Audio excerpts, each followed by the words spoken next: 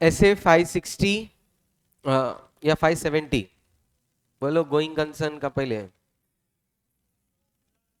570 ऐसे 570 going concern में अपने को देखने गए कि एंटिटी फोर्सिबल फ्यूचर तक गोइंग कंसर्न है या नहीं है। तो इसमें तीन चीजें अफेक्ट हो सकती है, एंटरप्राइज का intention, necessity of liquidation and curtailing the material sale of operations. Intention मतलब मैनेजमेंट खुद होके करना चाहती है, एग्जांपल दिया था मारुति सुजुकी का ओनर दुबई शिफ्ट होना चाहता है। Necessity of liquidation, post office कोई ऑपरेशन ही नहीं चल रहे इसके वजह से। Curtailing material sale, plastic ban हो चुका है तो almost sale of plastic will be down. By default अपन अजम्पशन करेंगे गोइंग कंसर्न है, और ये मैनेजमेंट का काम है कि गोइंग कंसर्न अजम्पशन फॉलो करना है। ये बेसिक तीन अजम्पशंस में आता है। अगर गोइंग कंसर्न अजम्पशन रखते हैं बैलेंस शीट पे हैंडल करते समय, तो फिर ये नॉर्मल कोर्स ऑफ बिजनेस में एसेट लाइबिलिटीज सेल ऑफ हो सकती है। बट अगर गोइंग कंसर्न अजम्पशन फॉलो नहीं होता है तो इसका मतलब तुम्हारे assets and liabilities NRV basis पे करने पड़ेंगे। बाकी अगर कोई डेप्रिसिएशन वगैरह नहीं लगा सकते, इन्वेंट्रीज तुम्हारे कौन से प्राइस पे लिखे जाएंगे रिटर्न डाउन वैल्यू पे तुमको रिकॉर्ड करना पड़ेगा। ऐसे 570 का मेन कंसर्न है कि गोइंग कंसर्न है कि नहीं, उसके रिलेटेड एविडेंसेस जमा करो। ये मैनेजमेंट का काम है कि गोइंग कंसर्न है कि नहीं चेक करना है। बट कभी कभी कुछ मटेरियल अनसर्टेनिटी एग्जिस्ट करती है कुछ इवेंट्स के ऊपर, उस टाइम पे अपने को क्या करना है। तो जो इवेंट अनसर्टन है जिसके ऊपर अपना गोइंग कंसर्न इंपैक्ट है, वो कितना अनसर्टन है और उसके क्या आउटकम आने के चांसेस है। तुम्हारी एंटिटी का क्या साइज एंड कॉम्प्लेक्सिटी है।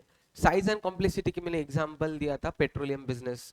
गल्फ कंट्रीज के न्यूज से, फॉरेन के वॉर के कंडीशन से भी वो इंपैक्ट होते हैं, एक्सटर्नल फैक्टर से इंपैक्ट हो रहे हैं क्या, वो चेक करो। तुमको चेक करना है कि ऐसा कोई इंफॉर्मेशन है जो आज के तारीख में अवेलेबल था, तो जिस बेसिस पे बैलेंस शीट पेंडल बनी, पर बाद में अपडेट्स आ गए न्यूज वगैरह, तो तुम्हारा गोइंग कंसर्न का अजम्पशन चेंज हो सकता है।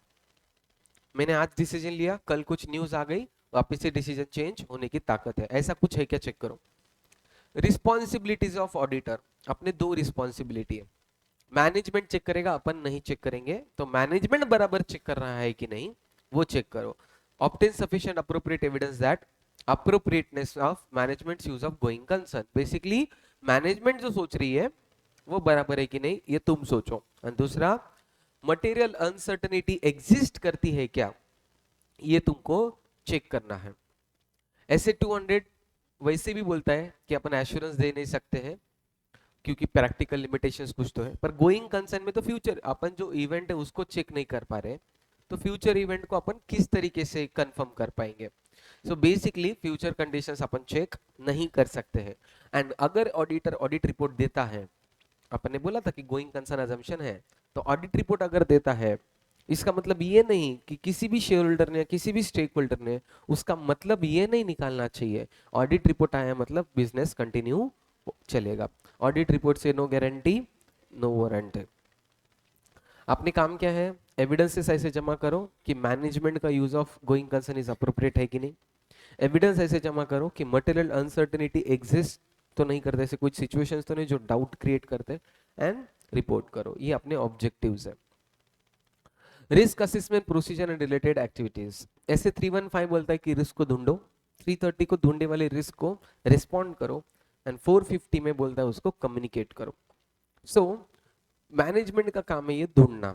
तो दो ऑप्शन है, एक तो मैनेजमेंट ने ढूंढा रहेगा, नहीं तो नहीं ढूंढा रहेगा।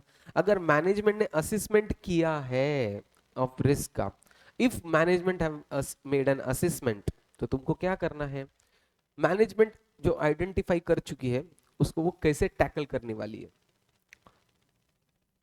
गोइंग कंसर्न की रिलेटेड रिस्क ढूंढना किसका काम है, मैनेजमेंट का। तो अपन पूछेंगे मैनेजमेंट को, have you done the risk assessment procedure, तो वो बोलेंगे हाँ। उनको पूछेंगे तुमको कुछ आइडेंटिफाई हुए क्या इवेंट्स जो गोइंग कंसर्न को अफेक्ट होते हैं, तो बोलते हैं हाँ। तो उनको बोलो फिर तुम उसको कैसे टैकल करने वाले हो, उनको पूछो।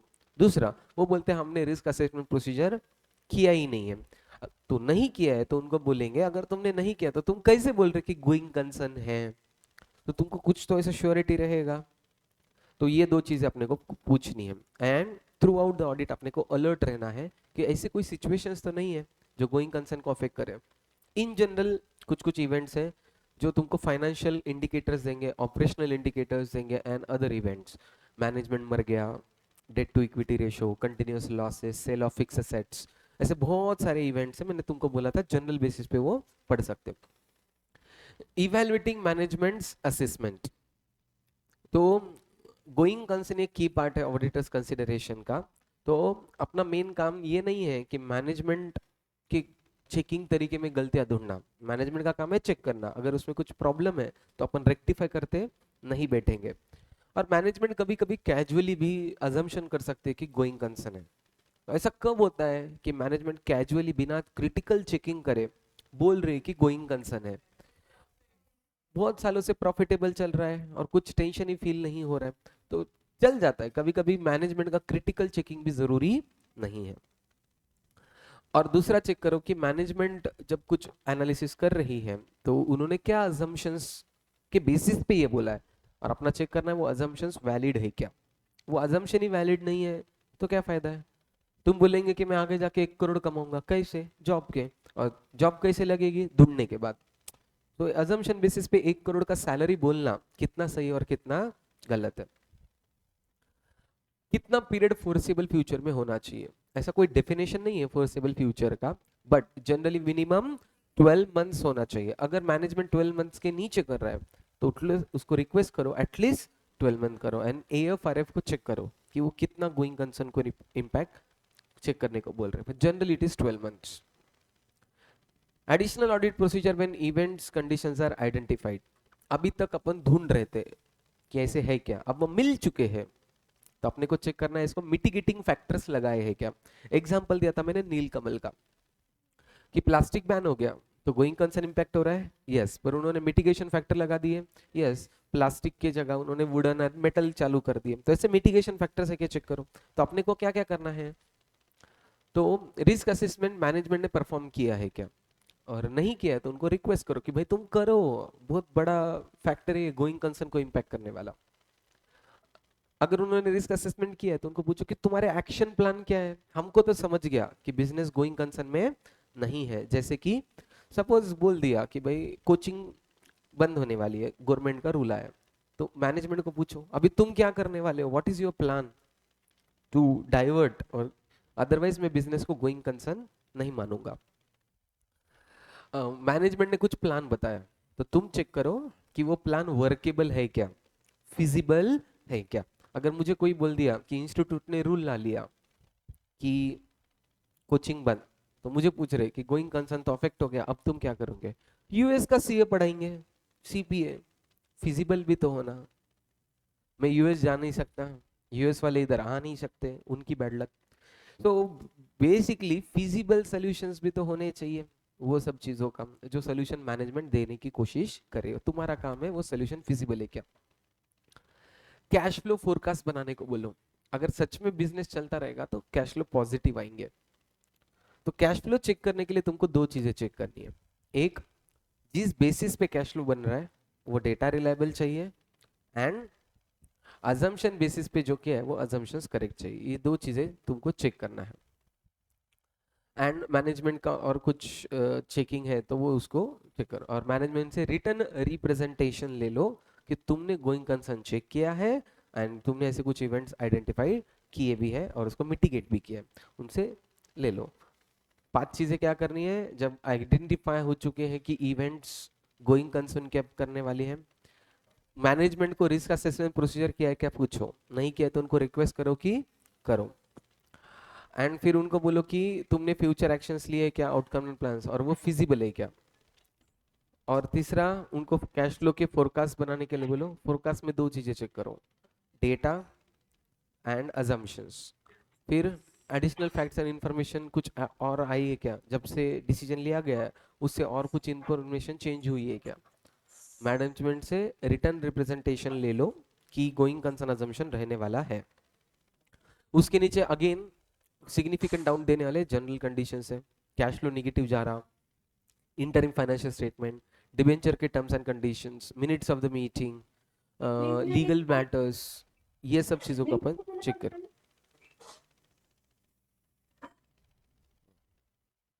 हाँ, कस्टमर ने ऑर्डर दिया है पर तुम ऑर्डर फुलफिल नहीं कर पा रहे हो, ऐसे सिचुएशंस। ऑडिटर्स कंक्लूजन, तो अपने को दो चीजें चेक करनी है जो ऑब्जेक्टिव में बोला था। अपन चेक नहीं करेंगे, मैनेजमेंट चेक करेगा। अपने को ये चेक करना है कि मैनेजमेंट बराबर है कि नहीं, उसकी रिलेटेड एविडेंसेस ढूंढो। और दूसरा, कोई मटेरियल अनसर्टेनिटी तो नहीं है, अगर है तो प्रॉपरली डिस्क्लोज होनी चाहिए। adequacy of disclosure when events and condition of identified material uncertainty exist, अगर कोई गोइंग कंसर्न को इंपैक्ट करने वाला इवेंट तुमको मिल जाता है तो तुम्हारा रोल क्या है, प्रॉपरली एडिक्वेटली डिस्क्लोजर करो and management's plan to deal with this, उसमें लिखो। एंड दूसरा चीज, डिस्क्लोज क्लियरली दैट कि अगर गोइंग कंसर्न इंपैक्ट हुआ तो बैलेंस शीट पे एंड एल के असेट लायबिलिटीज जो दिख रहे हैं उस तरीके से नहीं बिकेंगे, वो शेयर होल्डर्स को समझ में आना चाहिए। अगर अनसर्टेनिटी है तो डिस्क्लोजर दो और इससे एक्सप्लेन करो कि मैनेजमेंट इसको किस तरीके से टैकल करेगा। और दूसरा कि अगर ये मटेरियलाइज हो चुका तो असेट एंड लायबिलिटी जो वैल्यू दिख रही है बैलेंस शीट में उस पे नहीं बिकेंगे, तो वो बोल दो। adequacy of disclosure when events condition are identified but not material, event है बट मटेरियल नहीं है। मटेरियल है तो इग्नोर करो, चेक करो कि AFRF क्या बोलता है, तो रिक्वायरमेंट ऑफ एप्लीकेबल और उसके हिसाब से करो। बेसिकली ऑडिट रिपोर्ट पे भी मत लिखो और मैनेजमेंट से भी एक्सपेक्ट मत करो कि कुछ ये करना, जैसा ऊपर था। implications of auditor report, going concern is inappropriate, going concern management assume कर रही है कि है पर रियल में नहीं है, तो अपन क्या करेंगे, एडवर्स ओपिनियन दे देंगे कि भाई जब तुम्हारा गलत है। गोइंग कंसर्न है और मटेरियल अनसर्टेनिटी भी एग्जिस्ट करती है, ऐसे टाइम पे एडिक्वेट डिस्क्लोजर है। गोइंग कंसर्न है क्या, यस। मटेरियल अनसर्टेनिटी है क्या, यस। और मैनेजमेंट में डिस्क्लोज भी किया है क्या, यस। तो अपन क्या करेंगे, अनमॉडिफाइड ओपिनियन दे देंगे, बट एक पैराग्राफ ऐड करेंगे, कौन सा, material uncertainty related to going concern, ऐसा एक पैराग्राफ ऐड करेंगे और उसमें नोट लिखेंगे कि मैनेजमेंट के नोट्स अकाउंट में जहां पे अनसर्टेनिटी के बारे में एक्सप्लेनेशंस दिए हैं, और ये भी लिखेंगे कि इसके बेसिस पे हमने ओपिनियन चेंज नहीं किया। तीसरा कंडीशन, गोइंग कंसर्न है, एडिक्वेट डिस्क्लोजर नहीं किया है और अनसर्टेनिटी एग्जिस्ट करती है। अनसर्टेनिटी है, गोइंग कंसर्न भी है, बट उन्होंने डिस्क्लोजर नहीं किया, तो फिर अपन क्या करेंगे, क्वालिफाइड या एडवर्स ओपिनियन देंगे और उसके बेसिस पैराग्राफ में लिखेंगे कि क्यों अपन ने ओपिनियन चेंज किया। मैनेजमेंट सपोर्ट करने को रेडी नहीं है तुम्हारे लिए, तो फिर अपन क्वालिफाइड या डिस्क्लेमर ऑफ ओपिनियन देंगे क्योंकि अपने पास एविडेंसेस नहीं है। तो ये था तुम्हारा ऐसे 570 गोइंग कंसर्न। इन शॉर्ट तुम्हारे दो ऑब्जेक्टिव्स हैं, मैनेजमेंट बराबर सोच रहा है कि नहीं, और तुम्हारे पास अनसर्टनिटी को रिलेटेड कुछ एविडेंसेस है क्या, और तीसरा इज रिपोर्ट करो। तो फिर मैनेजमेंट को चेक करने लगाओ, ऐसे 315 के हिसाब से मैनेजमेंट चेक कर रही है और कुछ आइडेंटिफाई होता है तो उनको पूछो तुम क्या करने वाले हो। अगर मैनेजमेंट नहीं कर रही है तो रिक्वेस्ट करो कि करो बाबा, तुम क्यों नहीं कर रहे हो, कुछ है क्या रीजन, तुम भरोसा मतलब चेक नहीं कर रहे। तो कभी कभी बिना चेक करे भी हो सकता है क्योंकि प्रॉफिट अच्छा है। बी पार्ट, अभी आइडेंटिफाई हो चुका है कि रिस्क है, तो 5 चीजें करनी है। मैनेजमेंट को पूछो कि तुमने इसको किस तरीके से टैकल करने का सोचा है, उनकी चीजें फिजिबल लग रही है क्या। Cash flow fund flow statement बनाने के बोलो, कैश फ्लो फंड फ्लो में 2 चीजें चेक करो, रिलायबल डेटा आ रहा है क्या एंड अजम्पशंस करेक्ट है क्या। फिर जो इंफॉर्मेशन स्टार्टिंग में अवेलेबल थी वहां से कुछ अमेंडमेंट हुआ है क्या। एंड फिफ्थ, रिटर्न रिप्रेजेंटेशंस ले लो मैनेजमेंट से कि गोइंग कंसर्न रहने वाला है। तो बेसिकली ढूंढने के बाद क्या करना, फिर डिस्क्लोजर, अगर मटेरियल है तो डिस्क्लोजर दो और डिस्क्लोजर देके ये लिखो कि असेट लायबिलिटीज जो प्राइस पे बोले उस पे नहीं होंगी अगर गोइंग कंसर्न इंपैक्ट हुआ, और इमटेरियल है अनसर्टेनिटी तो इग्नोर करने की जगह AFRF को पढ़ो, AFRF क्या बोलता है उसके हिसाब से करना चाहिए। अभी 3-4 कंडीशंस दिए, गोइंग कंसर्न अजम्पशन रॉन्ग है और मैनेजमेंट यूज कर रही है, तो क्या करना, adverse opinion, going concern assumption correct है, अनसर्टनिटी भी एग्जिस्ट करती है और डिस्क्लोजर भी है, अनमॉडिफाइड ओपिनियन एंड प्लस एक एक एडिशनल पैराग्राफ बनाना जिसके अंदर लिखेंगे कि material uncertainty exist regarding to going concern और उसमें रेफरेंस दो नोट का। गोइंग कंसर्न अजम्पशन है, मटेरियल अनसर्टेनिटी एग्जिस्ट करती है और डिस्क्लोजर नहीं है। क्वालिफाइड और एडवर्स ओपिनियन दो और बेसिस फॉर ओपिनियन पैराग्राफ में रीजंस लिखो। Management is unwilling to support, disclaimer और क्वालिफाइड है क्या, ओके, डिस्क्लेमर और क्वालिफाइड ओपिनियन दे दो। ओके, पढ़े इधर तक।